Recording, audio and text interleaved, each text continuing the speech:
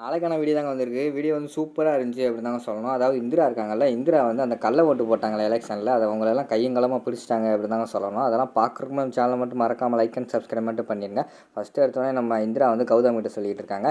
நீ ஒன்றும் கவலைப்படாத கௌதம், நாளைக்கு நடக்க போகிற எலெக்ஷனில் வந்து கண்டிப்பாக நீ தான் வின் பண்ணுவ அப்படிங்கிற மாதிரி சொல்லிக்கிட்டு இருக்காங்க. அதோட அந்த சீன் முடிச்சுட்டு அடுத்த சீனில் வந்து நம்ம ரோசி இருக்காங்கல்ல, ரோசி பேசிக்கிட்டு இருக்கிற மாதிரி காட்டிக்கிட்டு இருக்காங்க. கதிர் எனக்கு என்னமோ பயமாக இருக்குது, உன் உயிருக்கு எதுவும் ஆபத்து வந்துடக்கூடாது அப்படிங்கிற மாதிரி சொல்லி பேசிக்கிட்டு இருக்காங்க. ஆனால் கதிர் அதெல்லாம் கண்டுக்கிறாம இன்ஸ்டாகிராமில் வந்து ரீல்ஸ் பார்த்து சிரிச்சுக்கிட்டு இருக்கிற மாதிரி காட்டுறாங்க. ஏய் ரோசி, இந்த ரீல்ஸை பாரு, எங்கே பாரு, சரியான காமெடியாக இருக்குது அப்படிங்கிற மாதிரி சொல்லிட்டு இருக்காங்க. உடனே டேய் கதிர், நான் என்ன சொல்லிட்டு இருக்கேன், நீ என்ன சொல்லிட்டு இருக்கேன், நான் உன்னோட உயிருக்கு ஆபத்துன்னு சொல்லிட்டு பயந்துக்கிட்டு இருக்கேன், நீ என்ன ரீல்ஸை பார்க்க சொல்லிட்டு இருக்க அப்படிங்கிற மாதிரி சொல்கிறாங்க. ஏய் ரோசி, அதெல்லாம் விடு, எனக்கு அதெல்லாம் நம்பிக்கை இல்லை அப்படிங்கிற மாதிரி சொல்லிட்டு இருக்காங்க.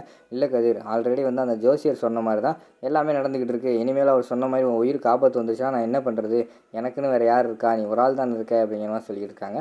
உடனே கதிர் வந்து சொல்கிறாரு, இல்லை ரோசி, நீ ஒன்றும் கவலைப்படாத, அதெல்லாம் ஒன்றும் நடக்காது, எனக்கு இதெல்லாம் நம்பிக்கையே கிடையாது அப்படிங்கிற மாதிரி சொல்லிட்டு இருக்காங்க. இங்கே பாரு, அந்த குழந்தை மட்டும் உன்னோட குழந்தைன்னு கன்ஃபார்ம் ஆயிடுச்சுன்னா அவ்வளோதான், நம்ம என்ன பண்ணுறதுனே தெரியலை அப்படிங்கிற மாதிரி சொல்லிட்டு இருக்காங்க. பரவாயில்ல, ரிசல்ட் வரட்டும், அதுக்கடுத்து நம்ம என்ன பண்ணுறதுன்னு பார்த்துக்குருவோம் அப்படிங்கிற மாதிரி சொல்கிறாங்க.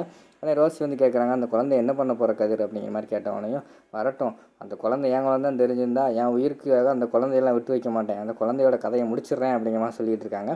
உடனே ரோசி வந்து நடிக்கிறாங்க, இல்லை கதிர், இருந்தாலும் பச்சை குழந்தை, அதை என்ன பண்ணுறதுன்னு தெரியாமல் யோசிச்சுக்கிட்டு இருக்கேன் அப்படிங்கிற மாதிரி சொல்கிறாங்க. அதெல்லாம் நீ ஒன்றும் கவலைப்படாத, அந்த குழந்தைய வச்சு தானே அந்த இந்திராவும் காவியாவும் ஆடிக்கிட்டு இருந்தாங்க, அவங்கள சும்மாவே விட மாட்டேன் அப்படிங்கிற மாதிரி சொல்லிட்டு இருக்காங்க. உடனே ரோசி வந்து சொல்கிறாங்க, இல்லை கதிர், 1000 இருந்தாலும் அது உன்னோட குழந்தை, அதான் யோசிச்சுக்கிட்டு இருக்கேன், கொல்லவா என்னென்னு அப்படிங்கிற மாதிரி சொல்லிட்டு இருக்காங்க. அதெல்லாம் நீ கண்டுக்கிறாத, அந்த குழந்தை இருக்கிறனால தான் வீட்டில் அவ்வளோ ஆட்டம் ஆடிக்கிட்டு இருக்காங்க, குழந்தையே இல்லைன்னு ஆயிடுச்சுன்னா என்ன செய்வாங்க, அதனால் அந்த குழந்தையோட கதையை முடிச்சிருவோம் அப்படிங்கிற மாதிரி வந்து கதிர் சொல்லிக்கிட்டு இருக்கிற மாதிரி காட்டிக்கிட்டு இருக்காங்க. உடனே நம்ம ரோசி வந்து மனசுக்குள்ளேயே நினைச்சாங்க, அப்பாடா இப்போ தான் நம்மளோட வழிக்கு வந்திருக்கான் அப்படின்னு சொல்லிட்டு, சரி கதிர் இரு, நான் போய் ஜூஸ் கொண்டு வரேன் அப்படின்னு சொல்லிட்டு உள்ளே போய் ஜூஸ் எடுத்துகிட்டு வராங்க. ஜூஸ் எடுத்துகிட்டு வந்து கொடுத்தோடனே கதிர் அதை குடிச்சிட்டு, சூப்பராக இருக்குது ரோசி, நீயா செஞ்ச அப்படிங்கிற மாதிரி கேட்டவொடனே ஆமாம் அப்படிங்கிற மாதிரி சொல்லிகிட்டு இருக்காங்க. அடுத்து வந்து ரோசி வந்து கேட்காங்க, கதிர் எனக்கு ஒரு ஐடியா தோணுது, அதாவது அந்த குழந்தை உயிரோடு இருந்தால் நீ வந்து எலெக்ஷனில் ஜெயிக்க மாட்டேன்னு சொல்லியிருக்காங்களே, நாளைக்கு எலெக்ஷனில் நீ தோத்துட்டேன்னா கண்டிப்பாக அந்த குழந்தைனால தான் இது நடக்கு, நம்ம வந்து தெரிஞ்சுக்கிறோம் அப்படிங்கிற மாதிரி சொன்னோடனே, அதெல்லாம் ஒன்றும் கவலைப்படாத, நான் பண்ண வேண்டியே பண்ணிட்டேன், காசெல்லாம் அள்ளி இறச்சிருக்கேன், கண்டிப்பாக நான் தான் ஜெயிக்க போகிறேன் அப்படிங்கிற மாதிரி சொல்கிறாங்க. இல்லை, சப்போஸ் நீ தோத்துட்டேன்னா எல்லாத்துக்குமே காரணம் அந்த குழந்தை தான், அதுக்கப்புறம் அந்த குழந்தைய கொலை பண்ணிடும் அப்படிங்கிற மாதிரி சொல்கிறாங்க. சரின்னு சொல்லிட்டு அவங்க 2 பேரும் இப்போ பிளான் பண்ணிக்கிட்டு இருக்க மாதிரி காட்டுறாங்க. அடுத்து வந்து மறுநாள் எலெக்ஷன் காலையில் எல்லாருமே கிளம்பி வர மாதிரி காட்டுறாங்க.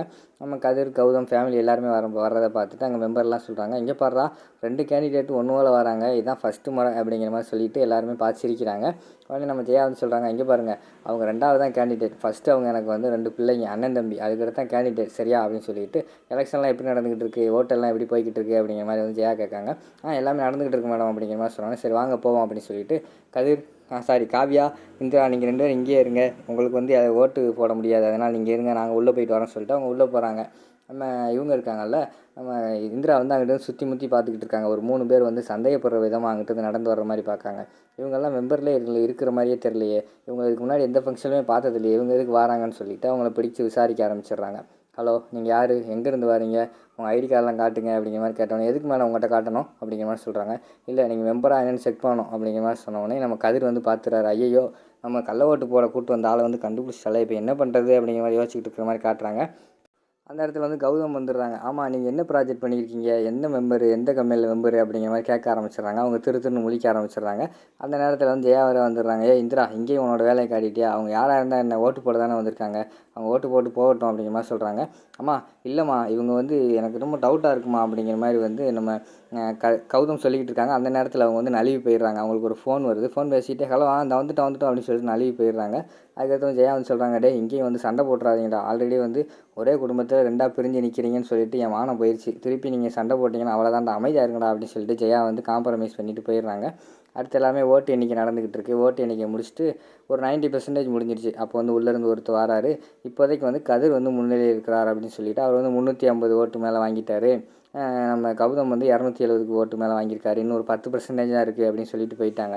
உடனே கதிர் வந்து தெரிஞ்சு போச்சு, டேய் பார்த்தியா நீ தோக்க போகிற, இன்னும் 10% தான் இருக்குது, நீ வாங்கின ஓட்டே 270 தான், ஃபுல்லாக அவனுக்கு விழுந்தா கூட அவனால் ஜெயிக்க முடியாது அப்படிங்கிற மாதிரி சொல்லிகிட்டு இருக்காங்க.